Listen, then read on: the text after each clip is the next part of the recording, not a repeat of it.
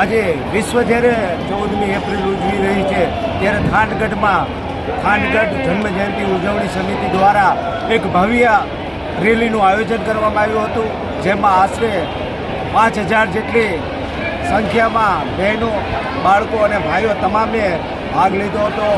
આ આયોજન જ્યારે ભારતના બંધારણના ઘડવૈયા મહામાનવ, નારી મુક્તિદાતા, બૌદ્ધિસ્ટ એવા મહામાનવનો જ્યારે જન્મદિવસ હતો ત્યારે ઉત્સાહ અને ઉલ્લાસની સાથે આ કાર્યક્રમમાં સમાજના તમામ વ્યક્તિઓએ સાથ સહકાર આપી અને જોડાયેલા, અને સાથે સાથે ગામજનોએ પણ સાથ સહકાર આપેલો. આ આયોજન સાથે સાથે ક્રિકેટનું આયોજન પણ 14મી એપ્રિલ નિમિત્તે કરવામાં આવ્યું હતું. ચેસ ટુર્નામેન્ટનું આયોજન કરવામાં આવ્યું હતું. રંગોળી સ્પર્ધાનું આયોજન કરવામાં આવ્યું હતું અને સાંસ્કૃતિક પ્રોગ્રામ પણ ગોઠવવામાં આવ્યો છે, જેમાં કર્મચારીઓના સન્માનો છે, વિદ્યાર્થીઓના સન્માનો છે, ધોરણ 1 થી 8ના તમામ વિદ્યાર્થીઓને કીટનું વિતરણ છે. આમ અલગ અલગ રીતે ઉત્સાહથી આ આયોજન કરવામાં આવ્યું છે.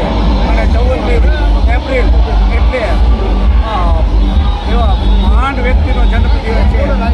અમે જ્યારે કચડાયેલા હતા એને લાવી સારી દિશા ઉપર સૂટબૂટમાં લાવનાર મહામાનવ ડૉક્ટર બાબા સાહેબ આંબેડકરનો જન્મદિવસ હતો.